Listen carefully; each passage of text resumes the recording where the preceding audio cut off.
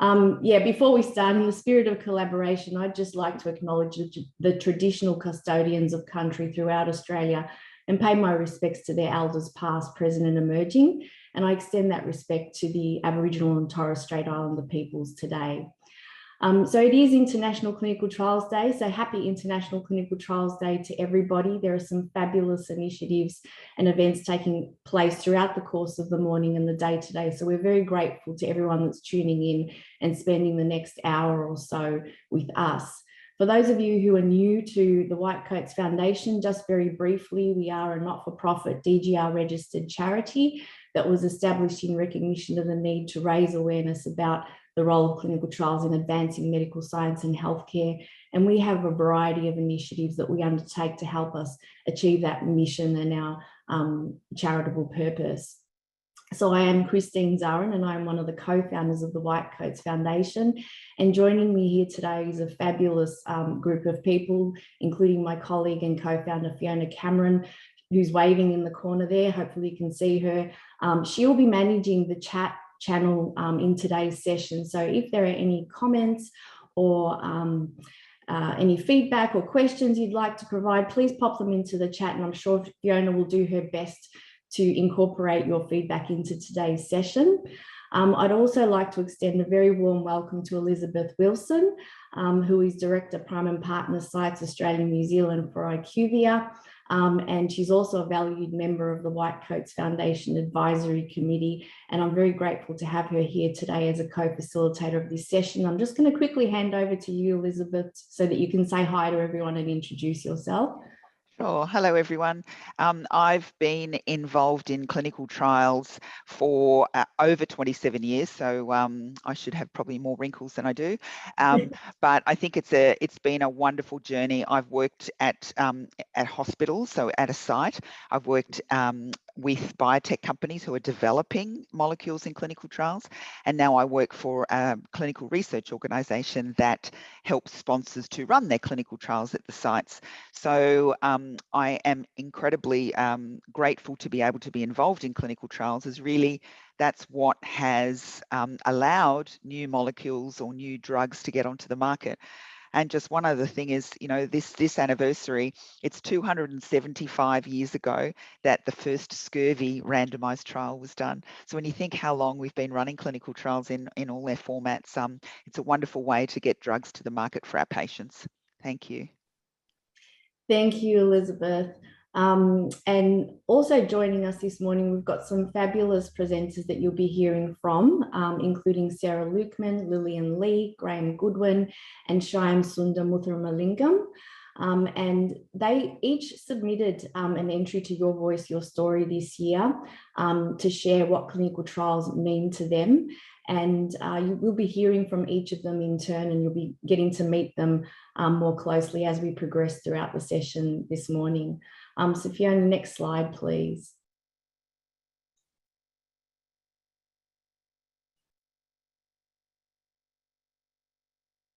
Getting there? Yep, great. Okay, so this slide is just a very quick snapshot of some of the images that were submitted to Your Voice, Your Story this year. Just as a quick recap, Your Voice, Your Story invited people to submit an image on what clinical trials mean to them. Why did we do this? Well, sometimes putting thoughts and feelings into words isn't always that easy. And English isn't always everyone's first language. So we thought that by asking people to submit an image, it was creating a more equitable opportunity for people to contribute and participate in the discussion around clinical trials. And of course, we hope that through the stories that are going to be shared today, that it might help give someone else a voice, and that we continue to raise valuable awareness about the role of clinical trials in healthcare. And we firmly believe that stories are what connect us as humans, and it's probably one of the best ways to learn and grow together as a community. Looking at the gallery here, the first thing that I noticed was that there does seem to be a bit of a theme around hope. But what that looks like for each person and how that's visually depicted or represented is quite different for everyone. And I love that, because it's how we start to embrace people's individuality and start to connect with their authentic voices. And as they say, a picture tells 1,000 words. It certainly does. And I encourage everyone to go to the website and have a look at the online gallery and some of the descriptions that attach to these images. And I also want to note that this year we had entries from a variety of stakeholders, so patients, carers, we had healthcare professionals and industry members submitting images. So really just fabulous to see that effort, and we look forward to growing this initiative year on year. I think that's a point, Christine, that it's a village, isn't it? It's everybody involved in clinical trials, from the patient to, the doctor, to the nurse, to the carers, to the people at home, to the pharmacist. So it's such a big group of everyone's involved in running the clinical trial. Absolutely spot on, Elizabeth. So next slide, please, Fiona. Okay, so our first presenter this morning is Lillian Lee. Lillian is a lawyer, mother, and former clinical trial participant, and she submitted this beautiful image. And what I really love about this picture is the personal meaning that is attached to it for Lillian, and how it actually came about for her. And I particularly love the analogy she's made between nature and science. And I think on that note, Lillian, I'm going to hand over to you to introduce yourself, your story, and perhaps tell us a little bit more about how this image represents what clinical trials mean to you. Thanks, Christine, and thanks so much for having me here today. Can you hear me okay? Yes, we can hear you perfectly. Thank you. So where do I start? Picture does tell 1,000 words. It's hard to put it all in 5 minutes. So my daughter turned 3 years old and I was in my early 30s. It was my birthday, and life was going really well for me at that time. I, landed a dream job. I had a lovely family and we were looking to grow our family. And then I felt a lump on my neck, had a sore neck, had a bit of a cough, felt like a cold. That turned into, let's go and get it checked out. Then it turned into a lung cancer diagnosis. And that was a huge shock, and it was quite challenging. I started, so there were quite a few tests that I needed to do, and the pathologist anyway, long story short, I was diagnosed with quite a rare form of non-small cell lung cancer. And there was one targeted therapy, one drug that could target the genetic driver, that was the genomic driver that was driving the tumor. And that drug costed $100,000 per year. I went on that drug. My a community got together and crowdfunded the cost of that drug for us. And that worked really well to shrink the tumors. And, I felt that I was very lucky that I could be on this drug and hopefully be around for a little bit longer. I was stage 4 lung cancer, so the prognosis wasn't great at the time. And this was quite a few years ago. At the time, I was looking at 6 to 12 months in terms of life expectancy. But I think on that drug, I was going to have a few more years. Unfortunately, my liver couldn't tolerate the drug.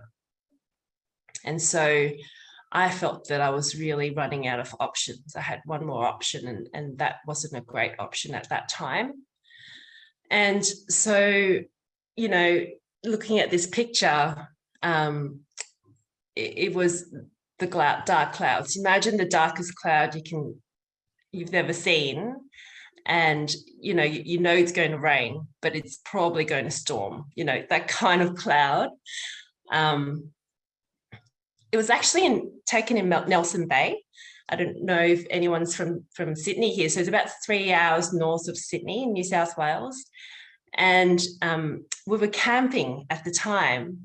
And the night before, I said to my friend, well, let's get up early and we'll see the sunrise. Except I peered out the window at about, I can't remember, like 5 o'clock in the morning. And it was so dark. My friend messaged me and said, no way am I getting up. And I was, I was already psychologically prepared to get out of the tent. And so I thought, what have I got to lose? I'll just go for a walk. So back to my story of the diagnosis, I think it's kind of what I ended up doing. When in terms of thinking about what have I got to lose, I asked a lot of people about what other options there might be. I was connected with a patient community in the USA, and one of the people that I've met there told me about a clinical trial in Melbourne that had just opened. And I thought, let's find out more. I asked him a lot of questions about what that meant. And he said, you can go. I am traveling, an hour flight away for my clinical trial. And I've been on this drug for years. And so logistically, it was challenging having a 3-year-old daughter. But in the end, I decided, what have I got to lose? So that was in 2015, and I'm still on the same drug. So that's 7 years that I've been on this drug. I was the 20th person in the world to go on this trial, or 23rd person in the world to go on this trial. And it was a risk, but it was a risk that I'm so glad I took. So back to this camping story, I walked out the tent, I crossed the road, and I thought it was just going to be gloomy and it was going to start raining. And there it was, a sunrise, and I stared at it. And that was what I was thinking, that, in the darkest moments of our days, something gives hope. And for me, clinical trials came to mind at that time. And before it disappeared off to the clouds again, I quickly took a snap. And when I saw the competition, I'm like, yeah, I think it's so meaningful, because at the time I was thinking exactly that the clinical trial meant for me hope. It meant for me life. And, I am here today because I stepped into clinical trial. So I'm getting a little bit emotional. I don't normally. Thank you. Lillian, No, thank that's you. a really great story. Can so you said you went to the US to a colleague to get information about the clinical trial. What was your doctor here? Like, were you offered the clinical trial, or were you the person who went and said, I've heard of something? How did that happen? I think he knew about it. I think that he just never got the chance to, because I went in with, armed with all that information before my appointment. So the moment we sat down, I said, there's this trial in Melbourne. I really want to join it. I think I qualify. I think I know that I'm very accidentally blessed in that I can read, that I can understand, that I could go online, that I could go and find the protocol on clinicaltrials.gov. I had a look at all the inclusion and exclusion criteria. So I had a little bit of an idea of who they were looking for in that trial. And I asked so many questions. There were a lot of things I didn't understand about the logistics of going on a trial. It was quite scary. Like, what does it mean to go to another state and to a hospital that I didn't know, that I wasn't in my area. So I had a lot of questions, but it was possible. And I did it for 2-3 years. I was flying to Melbourne every 3 weeks. And there was support around me, and there was support to get there, but it was quite overwhelming initially. But when your life is at stake, in my mind, I was thinking, my daughter was 3 years old. I want to live long enough for her to go to school, for her to remember me. She's in year 5 now. It's amazing. Are you still on the clinical trial, or have you been given the drug continued off the trial now? The latter. Latter. Good. Okay. But they're Yeah. still, but the sponsor is still offering you the medication, which is fantastic. Yeah. So you're good. Very, very, very grateful for that. Yeah. Lillian, I forgot to put my box of tissues next to me because I was almost tearing up too, and I forgot to warn everyone else because it was even last year when we ran this, it was quite an emotional session, and you know, reliving memories, it does that to you. So one thing I wanted to ask you quickly before we probably move on to Graeme is I read that you come from a family of doctors, so you've got medical background in your family. Did that help you in any way? Or yeah, in terms of familiarity with clinical trials, or no? No, Yeah. I have 2 GPs in my immediate family, and I don't think GPs talk enough about clinical trials. I think they're sick of me telling them to tell their patients now. Because there are so many trials out there, not cancer trials, but there are so many trials out there, and there aren't enough participants. And, you know, it's anyway, it's another story. But what did help me, I guess, is the courage to go to my oncologist and say, I found this. Yes. And have that dialogue. And I think having doctors in my family where I challenged them all the time probably helped. But otherwise, I think, I think, unfortunately not. I think that was the question that Suzanne had as well, whether I knew I think about what trials. you're doing is incredible, is that you, and that's what we want, the courage for you going out into the community and saying to everyone, because you're right, there's a lot of opportunity in clinical trials, but a lot of patients aren't aware. And can I ask one small question, which I think I might have the answer? Were you a smoker? Or did you have, no, see again, isn't it interesting? Lung cancer stage 4, non-smoker. It's so genetic, many of us. In fact, I think there's statistics that say that 1/3 of women diagnosed with lung cancer are never smokers. Majority are non-smokers because they might be former smokers. You know, and yeah. Stigma. Yes, and people just sometimes assume, don't they? But it's not always the case. Yeah. And thanks, Susan Elliott. I agree. We need to have the conversation about clinical trials at all levels. So I think on that note, we might pass on. Thank you so much, Lillian, for sharing your story. And I will go to the next slide now, and we'll bring on Graeme, I think. So Graeme Goodwin is our next presenter this morning. He's a consumer advocate, and we were super intrigued with Graeme's image submission this year, and actually really enjoyed the opportunity of trying to interpret this. And I have to say that I did get a few elements of the message that Graeme was trying to convey right. So I felt really good about that. And maybe after Graeme's finished telling his story, you know, people that are joining us here today, and Liz or other presenters on the panel might want to share what comes up for them when they see this image. But right now, I think there's no better person than Graeme himself to talk to this image and get him to share his journey and tell us how this image represents what clinical trials mean to him. So Graeme, welcome today, and thank you for being here with us. Oh, you're on mute, Graeme. There we go. Thank you, Christine. My story. 13th of June 2017, I became aware I was lying in a bed in a very strange place that I didn't recognise. And my son and a family friend were standing at the end of the bed. I had no idea where I was or how I got there. It turned out I'd had a massive seizure at work and had been taken to hospital unconscious in an ambulance. And that's where I was. Now,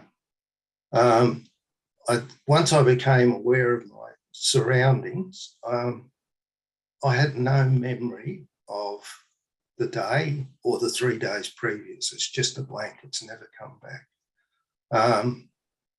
they did a number of tests and then did an MRI and discovered a rather large brain tumour in the back of my head. And I guess I took this photo not long after I was diagnosed, and to me, the shadows are sort of an abstract of my head.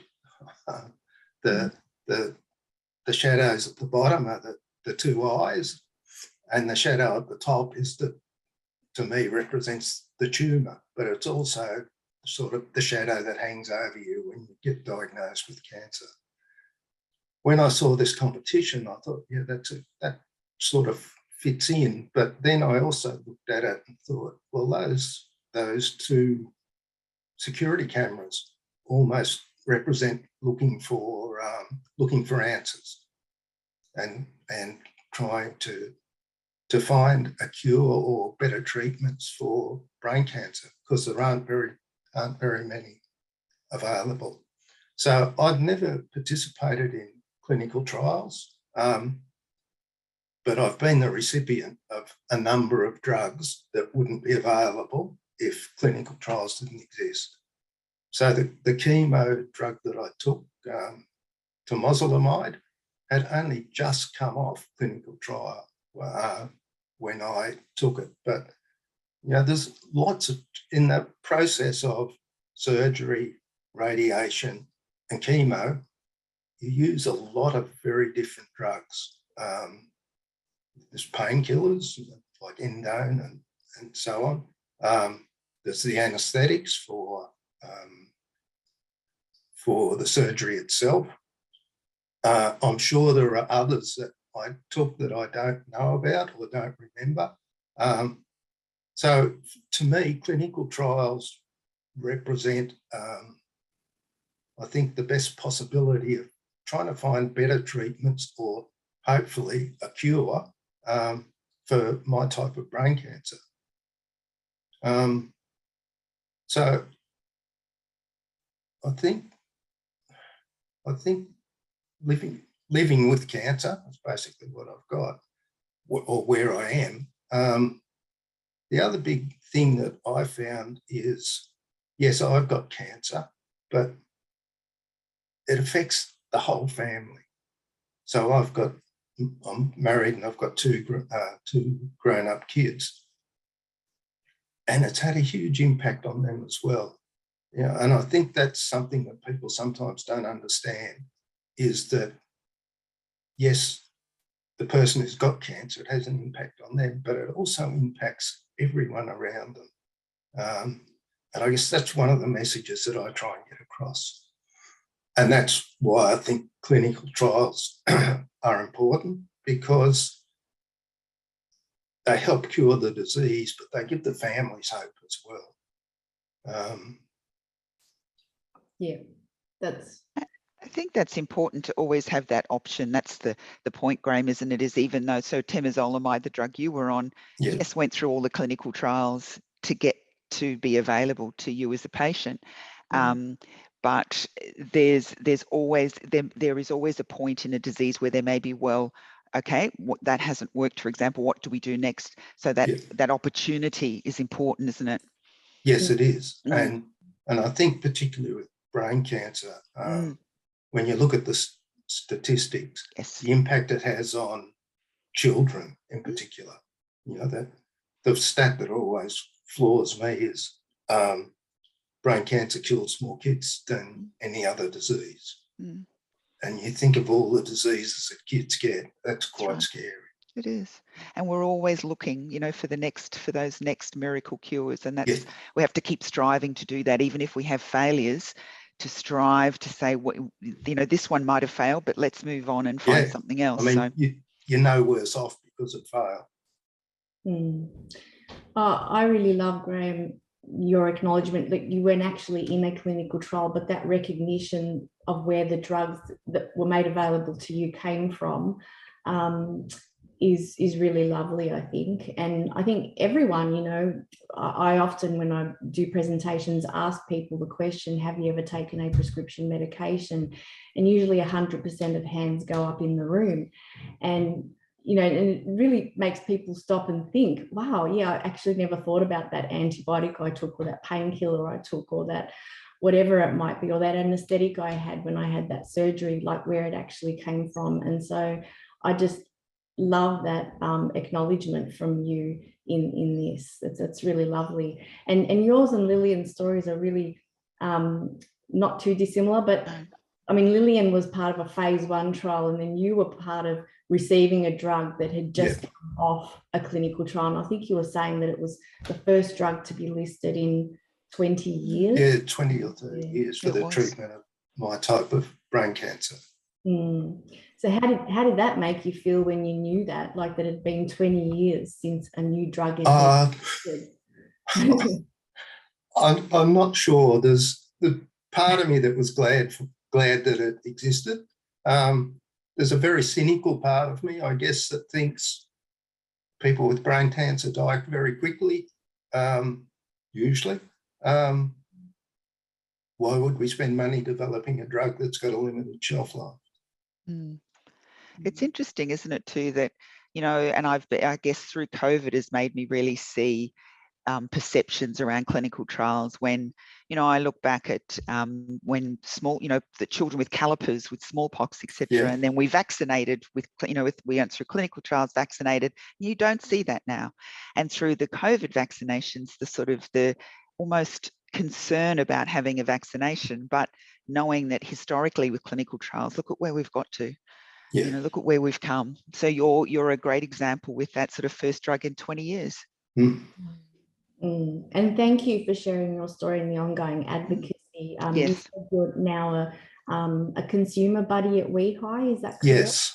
Yeah, working with some of their that role. brain cancer researchers. Yeah. So can you tell us just a little bit about that role, Graeme, and what it involves for you? Look, it's like a lot of things, COVID sort of threw it into a bit of disarray. But I guess I see my role as sharing my story so that people doing research get some understanding of, you know, it's not just molecules and mathematical models and so on. It actually has the end result has a big impact on other people.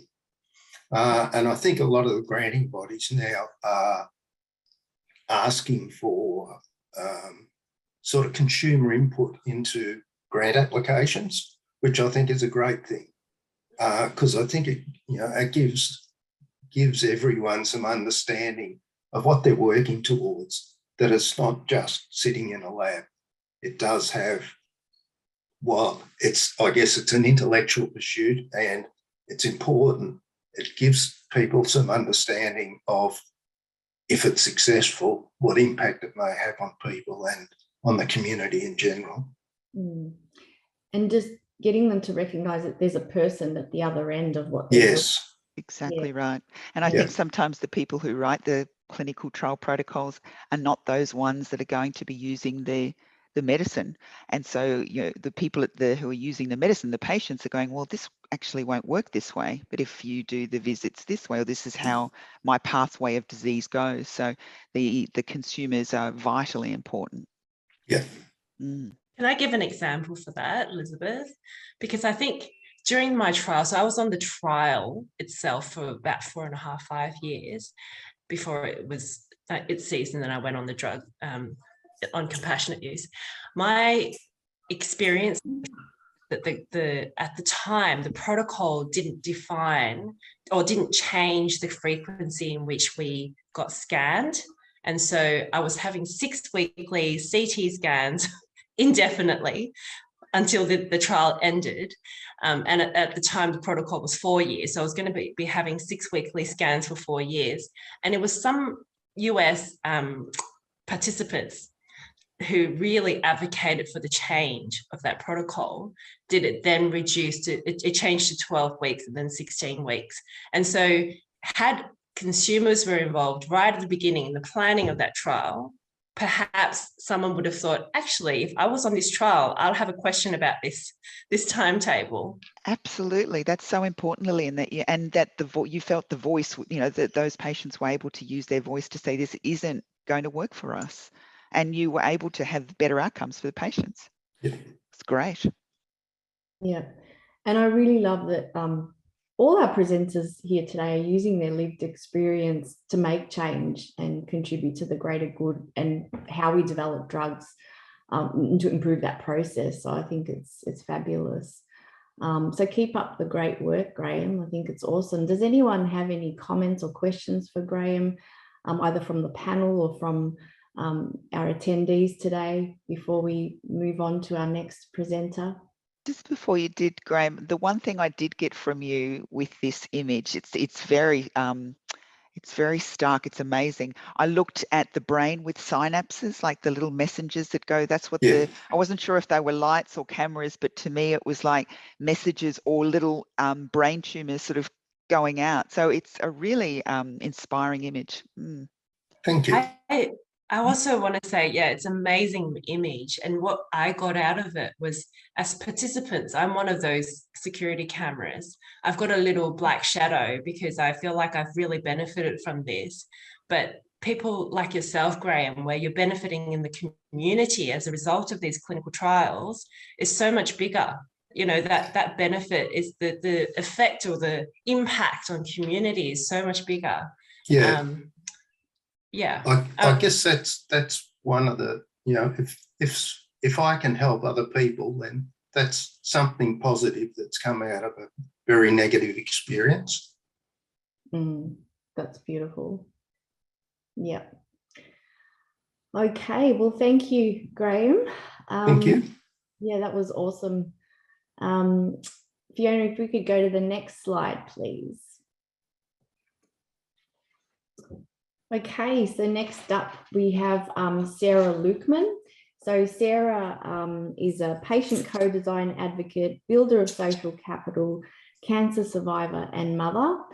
And I have to say that I think the favourite thing for me about Sarah's submission is that there is a sequel to that first photo and that Sarah is here today to talk about it. So Sarah, I'm going to hand over to you to introduce yourself further so you can share your journey and tell us how this image and why this image represents what clinical trials mean to you. Although it is a little self-explanatory, it's beautiful. Yeah, thank you very much, Christine, and to the White Coats Foundation for the opportunity to share my story. Quite obviously, it's more than just my story.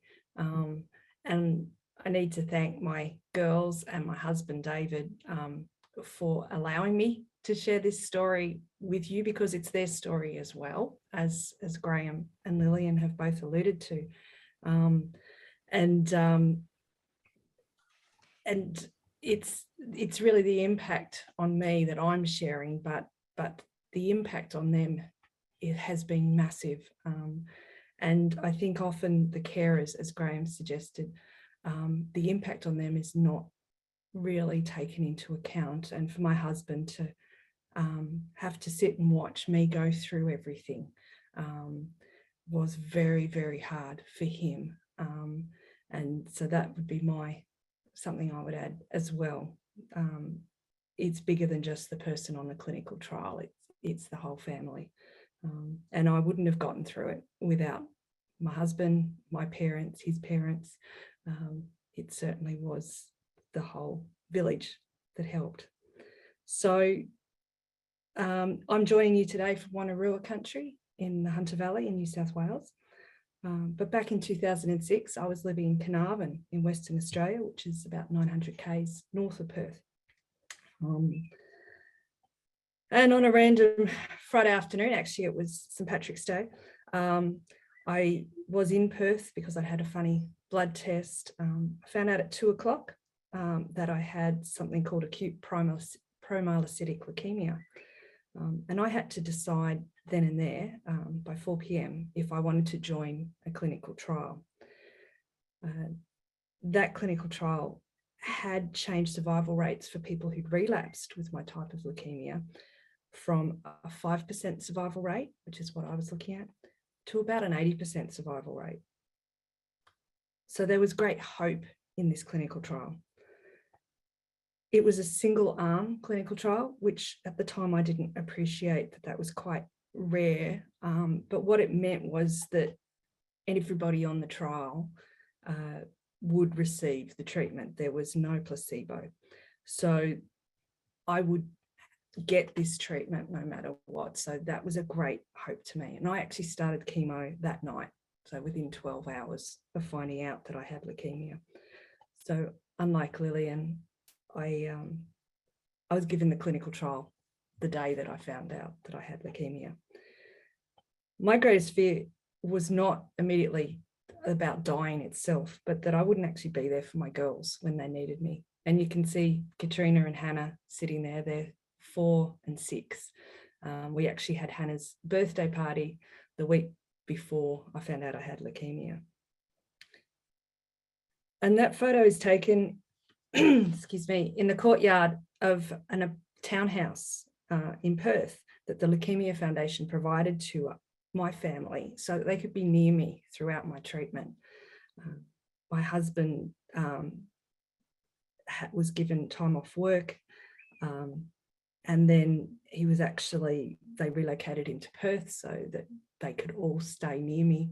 My parents, who were living in Sydney, came over and stayed in the townhouse as well, so they could look after the girls while I couldn't. And this photo, you can see I'm sporting the latest in medical jewellery with a PICC line hanging out of my neck. I've got my hospital tag on my arm. I had just gone through a septic shock episode and was finally allowed out. I was off the catheter. All 4 of those lines had stuff going into me at the same time, only a couple of, well, probably only a week or 2 earlier. So there's a lot in this picture. We're all smiling because we're all just so happy to be together. And the girls are really happy to have me out of the hospital. Although I was on day release, so I did go back in that night. I still had 2 years or 2.5 years of treatment in front of me for the trial. But what we didn't know was that I was in complete molecular remission at that point in time, and I have remained that way ever since. So all the pain has been worth it. So just after I finished my clinical trial, I turned 40. And the week after that, my best friend from primary school, Jo, was diagnosed with ovarian cancer. So she struggled to find a clinical trial. And when she did, she was randomized into the placebo group. So she withdrew from that trial, and her parents paid for her treatment and gave her access to that drug at great expense to them. And this did buy some time for her. She had 6 years living with ovarian cancer. And in that time, she was able to see her from primary school through to high school, but not beyond that. And her absence is an ongoing trauma in their lives and in my life. Her mother, I remember, she said to me that she thought the year Jo died was going to be the worst year ever, but actually the year after was worse. Her absence was worse than the illness. So the second photo here is taken just this year on Mother's Day in 2022 at my parents' house in Sydney. I've upgraded the necklace. I'm now wearing a necklace that my girls helped pick out for me the first Christmas after my treatment. The girls are now both in Sydney studying at university. And I don't know what might have happened with their lives if I hadn't been there through all the ups and downs to help them. But it's been such a blessing to be a part of their lives and to be here and help them. And as Lillian said, with my daughters being 4 and 6, they may have had very little memory of me, because they do have very little memory of that time my treatment. So I'm very privileged to be here today and share my story and my family story with you all. I love growing old, my grey hairs, my wrinkles. I embrace them all because the alternative is very unpalatable. A clinical trial saved my life, but it gave my daughters back their mother. I want to thank all the researchers who led to that. Sarah, the thing that strikes for me, I mean, this is a beautiful story of, and I've had patients when I was at the Mater Hospital that their children grew, they got through their treatments. How did you feel though when you got diagnosed at 2 o'clock and you had to go through the informed consent process and everything for a trial within 2 hours? Like, you're just exploding from a diagnosis of leukemia, and then, but now here, go through all of this and get ready. That must have been difficult. Difficult, yes. It was even worse because there was some tests I had to have done, gated heart scan, yes, before I could join the trial, because the treatment was arsenic trioxide, which damages the heart muscle. yes, and they needed to confirm that I could handle that. So in that 2 hours, I'm lying in a machine having a gated heart scan. I got to ring my husband and tell him, which was terrible. Then I was taken off for this scan. He had to then ring my parents and his parents and tell them.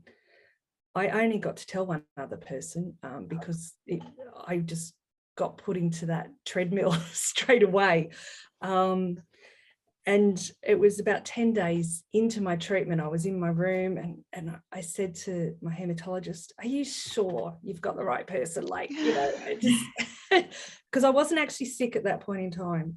I wasn't sick when I was diagnosed, which was very lucky because it allowed me to tolerate the treatment a little better. I did get very sick, but at the start I wasn't. I didn't have the opportunity to do a Google search to check things out. So, and I was in shock. And that's something else I'd like to, remind people when we talk about health literacy. I'm tertiary educated. I have a chemical engineering degree, so I'm in STEM, not the medical field, but I can understand the science to a degree. But when you're given such a shocking diagnosis, you're going to die, basically, your ability to take in anything else is greatly reduced.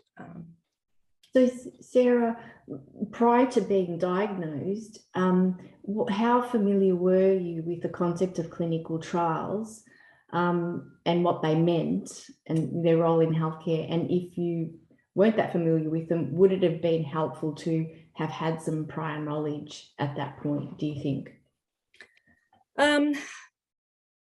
I probably had a better than average idea of clinical trials. My father's a pharmacist and I worked in the chemist shop from the age of 14 right through my chemical engineering degree to sort of 22. A lot of chemical engineers go into pharmaceutical industry. So I went into the mining industry. So that was not my experience, but it was certainly something that was sort of there in my background and knowledge of that. But when I was given the opportunity to go on a clinical trial, I had no idea whether I should or I shouldn't. And I actually asked the hematologist, who was 3 days younger than me. It turned out we ended up having a great friendship. He had daughters similar age. I said, if it was you or your wife and you were given a clinical trial, would you go on it? And he said, from his experience, he'd observed that patients who were on a clinical trial tended to do better, and he would therefore go on a clinical trial. And I said, right, that's it. That's my decision. Thank you. And I really needed that guidance because I didn't have the time, the luxury of time, and I didn't have the experience. So that trust, and this was at that point in time, I had only met my hematologist the day before. In that time, we'd had a 20-minute appointment at the hospital. He'd given me a bone marrow biopsy, which is not a pleasant experience, but he did it very well. And this was just my second time seeing him. So it wasn't an existing relationship, but I guess I did trust in the profession. And I think that's true, Sarah, that so many times when you said, I was educated, I've got it, I've gone through university, I understand. But as soon as you're diagnosed or you're offered a clinical trial, you become a patient. Yes. So I think, as a profession, we have to be cognizant all the time that it doesn't matter whether you're a Rhodes Scholar, whatever, you are now a patient. So we have to explain, as we would with, a child, you really have to take you back and go, don't assume that you therefore have the knowledge. And as you said, you had 2 hours to make that decision. So in fact, you should have, almost be less ready to take in that knowledge. So I think we have to be really careful with that. Can I ask Sarah a question about that? Because I remember in my trial, I, had all of the preparation in the world before I got to Melbourne. And when I got the patient consent form, I stared at it. And, I'm a lawyer by background, so I do read contracts and, but that was quite overwhelming for me. What was your experience in that 2 hours, just absorbing the news, but also reading and understanding what you're getting into, Sarah? Look, to be honest, there was no way I could understand what was in front of me for deciding to go on the clinical trial. And the alternative was not great either. I mean, both options, I was facing very difficult treatment. Chemotherapy is a very balance between killing the cancer and killing you. And for a blood cancer, it's systemic, it's through the system. So the clinical trial though gave me the hope, and that if I could actually survive the treatment, that it would be a permanent treatment, and that I could go on and have a longer life than I was looking at. So the participant information consent form at that point in time didn't mean a lot to me, but what I did do, it had a schema in it, which was there were a number of phases of the trial that I had to go through. 3 phases up front were very intense in the first 5 months, and then there was 2 years of maintenance therapy. And in the hospital room where I was in the Royal Perth Hospital, I actually ripped out that page of the participant information consent form and I stuck it on the wall, and it was like a calendar for us, ticking off, so we got 40 days of this, and then the next phase we had 6 weeks of this, and it really was day by day.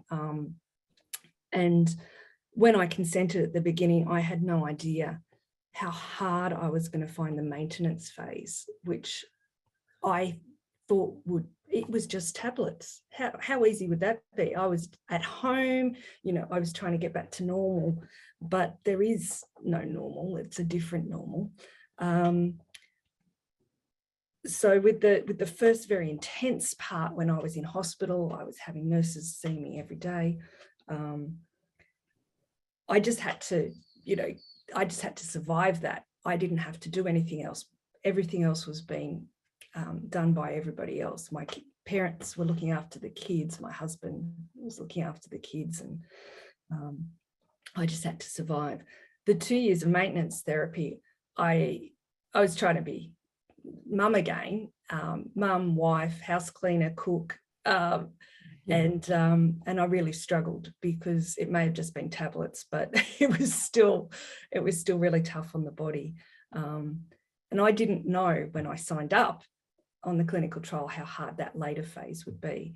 And it would not have impacted on my decision to join the trial because I wouldn't have been around for that 2-year period if I hadn't joined the trial. So there are some things that you need to know when you give your consent.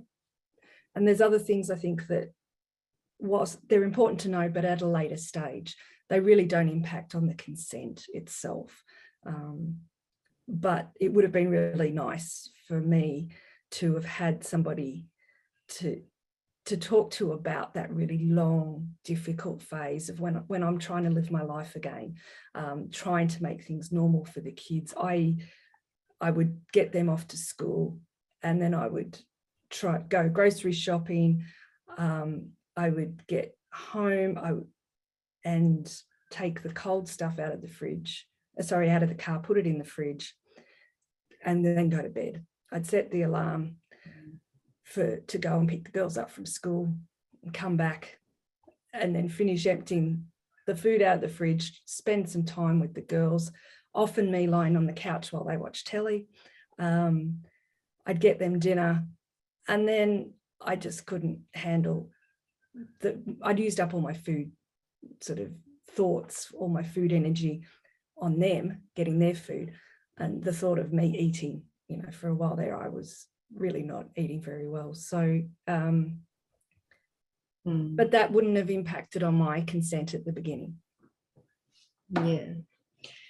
Thank you, Sarah. Thank you so much. Fiona's nudging me. She said we've got 8 minutes left, so we better get on to introducing the next presenter. But as usual, such a pleasure to have you share, such deep and personal aspects of your journey and experience with all of us. Very grateful for you sharing your story, and I hope that it does inspire others to share their voice in future.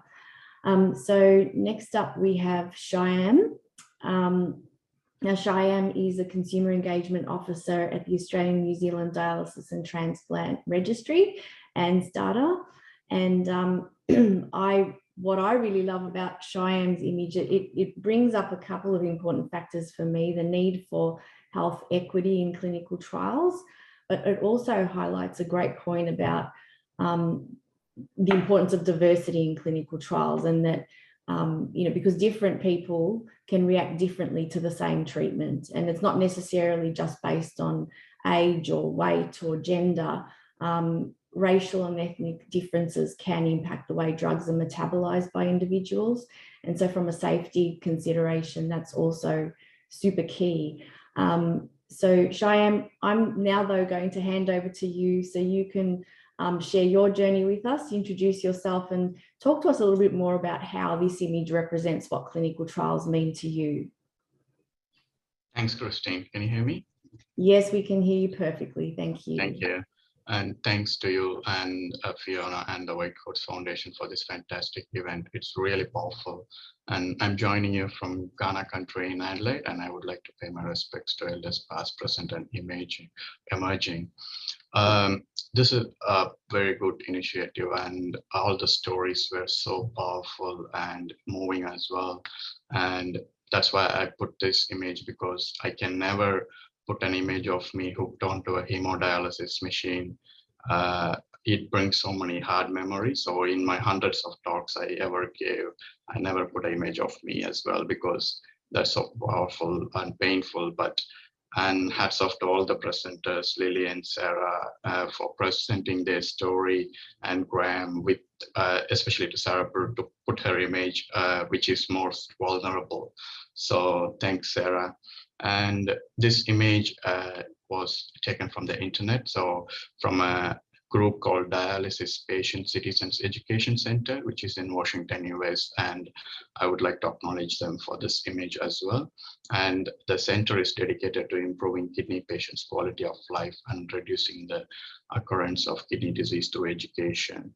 So what my journey is like, it's very different, and because I came from India to study masters in Australia when I was 24. So I came with a whole lot of passion, dream to change the world. And when I was diagnosed with kidney disease, that world came crashing down, because kidney disease in a young person is really hard. And the treatments are you go on to dialysis and then get a transplant. So I was a researcher. I started my PhD in nanotech at Flinders, and I started my kidney disease journey at the same time as well. And when you're from India and when you're working out your visa status in a foreign country and receiving medical care is really hard. But I always believed in science because that gave me hope. And I was part of a lot of clinical trials, hundreds and hundreds of clinical trials, literally giving blood and sweat to the clinical trial. But what I noticed was there was a huge gap between what I wanted from them and what they expected from me to do. For example, they take a hair sample or they take a blood sample and they explain all the patient consent and everything. But in a year or 2 years, I never hear back from them or what happened to the study. So that really impacted me, even though when I'm a researcher, we publish and to the scientific audience, but what happens to people who are giving that sample? So that triggered me into advocacy, especially in kidney disease area, where why there is so much mismatch between patient priorities and research priorities, why we are not doing the research that I want, for example, quality of life for people on hemodialysis, which is really important because I was on hemodialysis, hooked onto a machine for 4 hours a day, for 3 days a week, for 2 years. And really when your quality of life is like nothing, you just prepare for your dialysis for the rest of the week, that's it. So that brings about a lot of advocacy in this area, and I'm really thankful for all the clinical trials, but we still have a lot of way to go through in terms of addressing diversity in clinical trials. For me, diversity includes inclusion, equity, and justice, where equal number of individuals from each group are represented and invited to participate in clinical trials. For example, people from culturally and linguistically and diverse backgrounds, indigenous people. Why I always call this male pale stale syndrome in clinical trial, where we are targeting to people from Western culture. And equity is where all the individuals provided the support they needed to consider participation. For example, people in rural and remote region don't have access to clinical trial. It doesn't matter whether you have kidney disease or cancer, they're still struggling to do their normal appointment as well. And what is important is justice. Did all the prospective participants have the opportunity to express what they needed, like how they wish to be engaged and how the research would be conducted? That's the real justice we need in clinical trials. So I think we have done some fantastic work, but the road is long, and the stories I heard today gave me hope. And we are advocates of our disease, and we are more than our disease as well. As Lillian is a lawyer, Sarah is an engineer, and Graeme has a fantastic background as well. So we keep on pushing that boundary to include more people. And I would stop there because we have just 1 minute to finish. Sorry.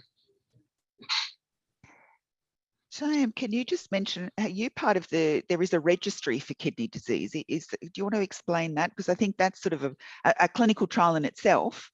That data from the numbers of people on the registry can really support, can't it? Yeah, when I started with the Untitled registry, I always say statistics tell what is happening, but it is the stories that sell to the researcher and the public to get funding. So without patient involvement, even though it's a data, it is really important. It's their data and they have the right to tell the story. So we have 120 renal units across Australia and New Zealand, and our job is to collect the data when they start kidney replacement therapy that includes dialysis or transplant. But when we increasingly moving towards registry-based trials, so what we do is we still consult with patients from the initial research setting priority, whether this data linkage is really important to them and how the data is going to be used. That's where I come in, bringing in consumer focus group. So they're saying, okay, we are going to do a pregnancy in kidney disease, what data we are matching from prenatal centers and other data, and how we are going to use these data. So that's really important to be aware. And how they can be involved in research as well. For example, when we produce a document, is it in plain language? Avoid those jargons. So that's where I come in, producing these resources, and also researchers being very specific about what data they can use as well.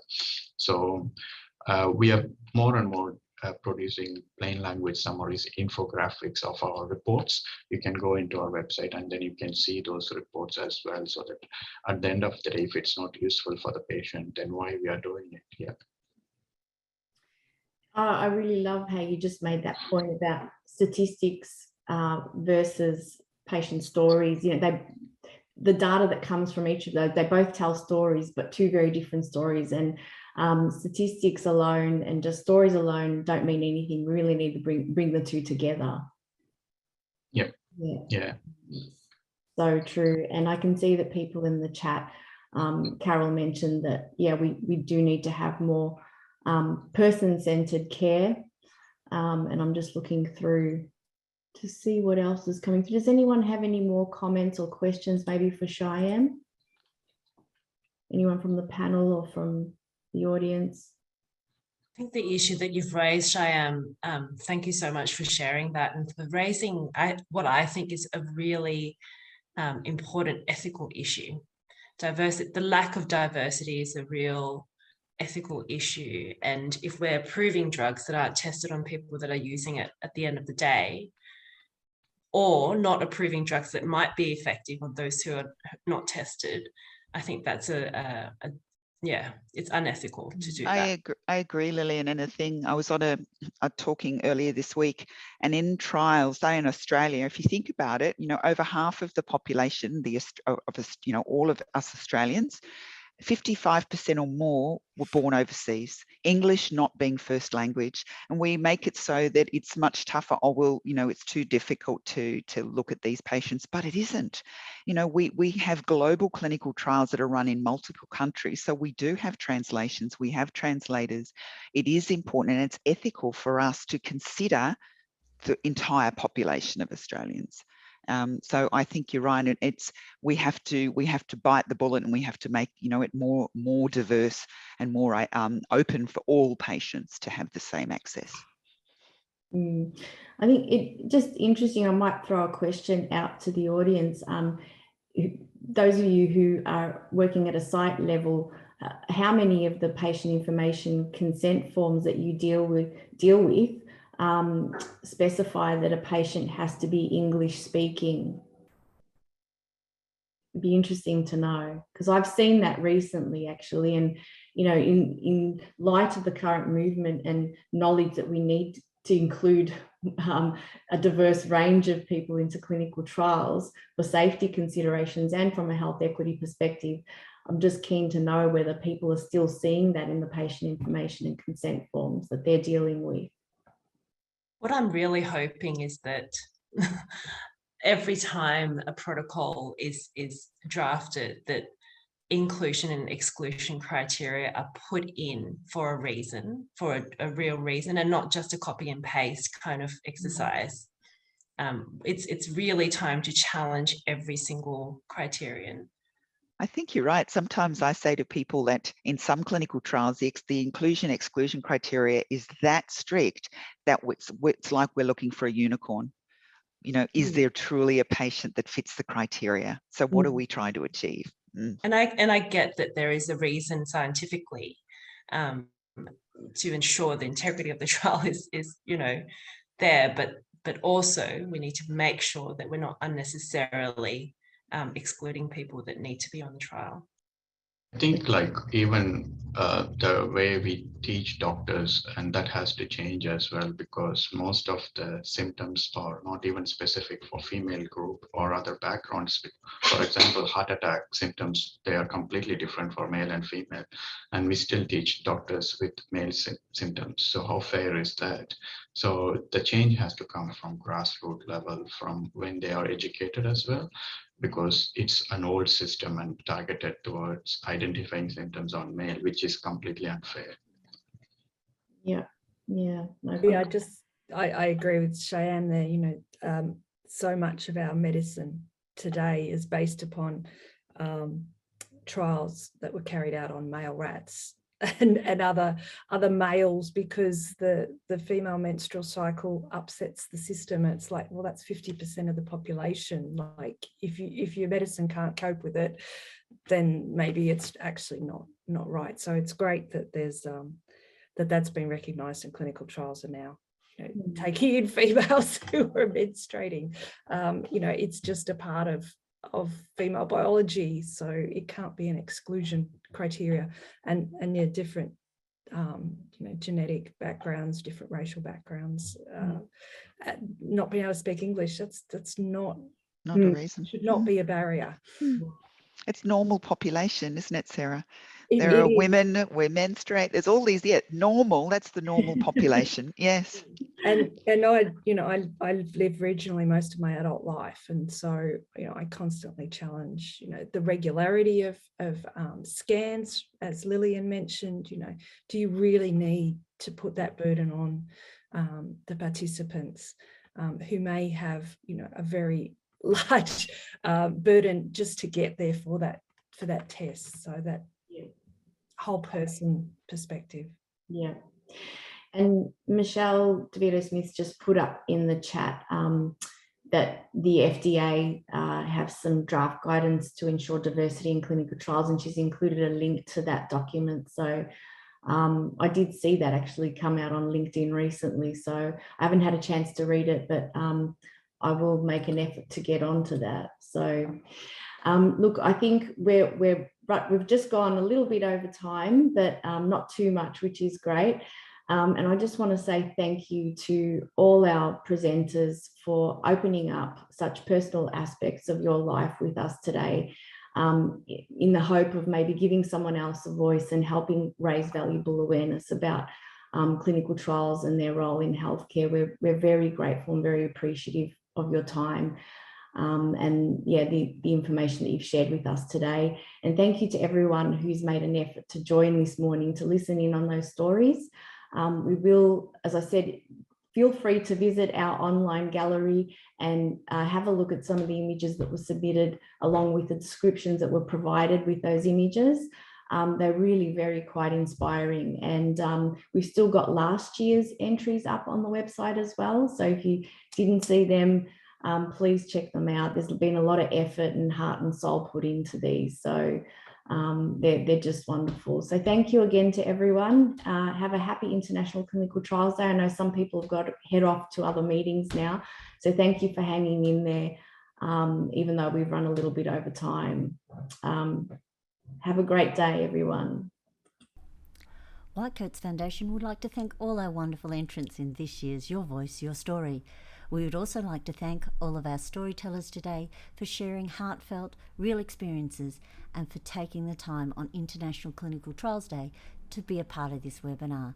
We also thank and acknowledge our 2022 sponsor, Boehringer Ingelheim, for their support.